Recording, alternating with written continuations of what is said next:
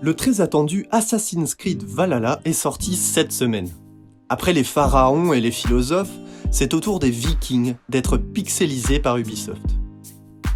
Les joueurs y incarnent Eivor, chef de clan viking qui mène les siens de l'autre côté de la mer du Nord pour établir une colonie en Angleterre, un pays alors divisé en plusieurs royaumes. La cote de ces hommes du Nord a explosé depuis quelques années. Who wants to be king? Films, séries, jeux vidéo et même barbe et coiffure, il ne manquait plus qu'une saga épique signée Ubisoft pour se plonger à fond dans cet univers nordique.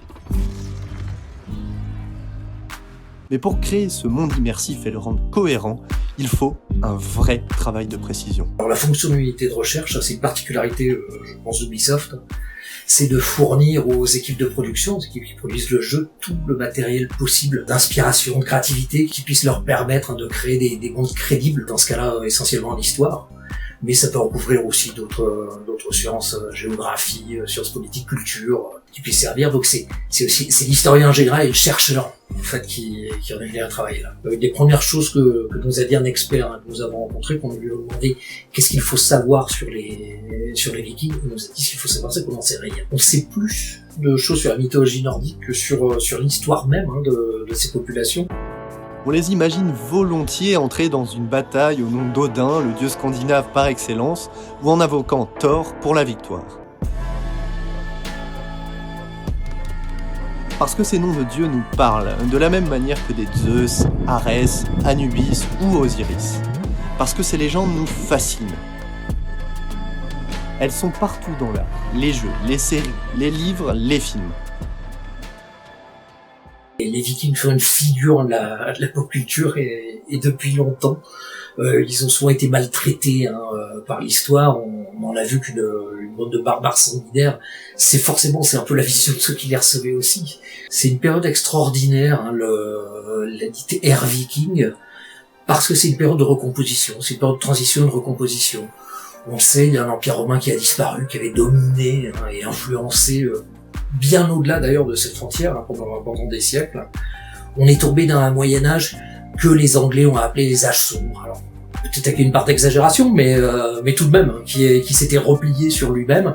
Et d'un coup, on voit arriver ces Vikings qui, encore une fois, alors oui, déferlent sur le monde. Alors on les connaît par leur raid, on les connaît par leur violence, mais qui aussi sont de grands découvreurs, de grands explorateurs, de grands marchands, qui vont reconnecter tout ce monde-là et lui redonner son unité, aller partout, faire circuler les cultures, faire circuler les biens, faire circuler les gens. Et il se heurte à beaucoup de clichés, très tenaces. Le mot drakkar, par exemple, est une invention du 19e siècle à partir du mot dreki, un dragon, qui était souvent sculpté à la proue de leur navire. On parle plutôt de Langship ou de Knorr. Aucun rapport avec la soupe. Même chose pour le mot viking, qui désigne en vieux norrois une expédition qui vise à s'enrichir. Il s'appelait plutôt danois, païen ou norsemen, qui est d'ailleurs à l'origine du nom normand. La question de savoir pourquoi les Vikings ont déferlé sur le monde à partir du 8e, 9e siècle, elle n'est pas résolue par les historiens. Elle n'a pas été résolue, nous avons consulté quantité d'experts et qui nous ont apporté des éléments de réponse. Il n'y a pas une réponse unique. Ils sont partis pour beaucoup de raisons. Ils sont partis parce qu'il y avait sûrement une pression sur les terres là où ils étaient. Ils sont partis parce qu'ils avaient besoin de commercer. Ils sont partis parce qu'il n'y avait plus d'empire romain qui leur a apporté des biens et ils sont allés les chercher eux-mêmes. Ils sont partis parce qu'ils avaient le goût de l'aventure. Ils sont partis parce qu'il y avait peut-être mieux ailleurs à trouver et puis on pouvait aussi s'installer et puis essayer de se développer ailleurs. Raise your glasses! Skål! Il y a des éléments qui est toujours important, qui sont les voyages d'inspiration. On emmène les équipes, on prend toutes les équipes de production, on fait ce qu'on appelle la core team, le cœur des équipes, et on les emmène dans des voyages en essayant de redécouvrir ce qu'avait pu être la période historique. C'est pas toujours facile, il reste pas toujours grand chose à voir. C'est exactement le cas pour Valhalla et pour les Vikings.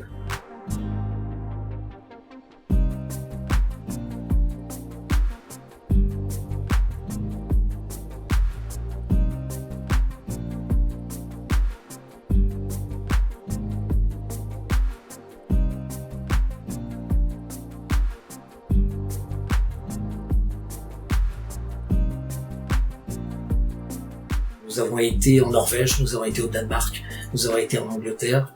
Nos équipes ont eu l'occasion de manipuler des haches, ramer sur un drakkar, comme on dit un longship pour être plus précis, de visiter des musées, de parler avec des gens qui reconstituent des bateaux scandinaves à l'identique.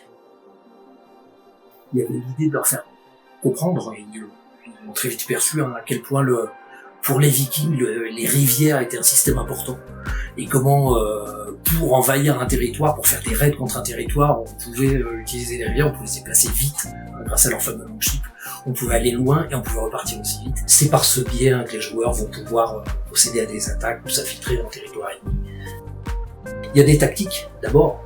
On mène une sorte de guérilla, c'est un terme moderne mais on peut le dire comme ça, c'est une sorte de guérilla, on mène des attaques surprises, on fait des raids, on repart avant que des secours arrivent, et puis il y a aussi une manière très libre de se battre, je veux dire, on manipule tout type d'armes, on est très fluide, on n'est pas tenu par des tactiques extrêmement lourdes, tout est dans l'improvisation, dans l'opportunisme. Dans la manière de combattre, on a essayé de reproduire cette fluidité du combat à la Viking. Un des aspects, c'est ce qu'on appelle le dual wielding, le fait de pouvoir manier deux armes en même temps, deux armes qui peuvent même être au passage de bouclier. Se battre pour un viking, un bouclier, c'est pas seulement défensif, c'est aussi une arme offensive qui sert à gêner l'autre, qui sert à le frapper si nécessaire. Plusieurs éléments anachroniques se glissent pourtant dans le jeu, comme la possibilité de dropper Excalibur ou encore le folklore autour de la forêt de Sherwood. Dans le cas d'Excalibur, on parle effectivement donc d'une légende qui a été fixée après le monde de notre jeu, notamment à partir du XIIe siècle. Par contre, qui faisait référence à des faits beaucoup plus anciens. Il a fallu montrer le choc de deux cultures et de deux perceptions du monde. Il y a celle des Vikings, donc venus de la Scandinavie, et il y a celle de l'Angleterre anglo-saxonne. Alors ce sont deux folklores relativement différents, deux perceptions du monde relativement différentes, surtout que l'une, celle des anglo-saxons, est chrétienne, l'autre est encore très largement païenne.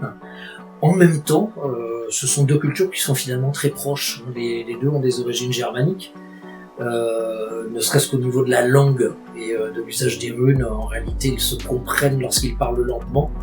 Et le jeu Valhalla expose ces deux cultures-là. Dans le cas de Valhalla, l'occasion de découvrir les Vikings, mais aussi le second anglo-saxon, cet Angleterre anglo-saxon, qui est souvent mal connu à l'extérieur, en dehors de l'Angleterre même. On ne connaît pas, découvrir leur interaction avec les Vikings, découvrir plus généralement ce qu'était ce monde de transition, encore une fois ce que les Anglais appellent les âges sombres,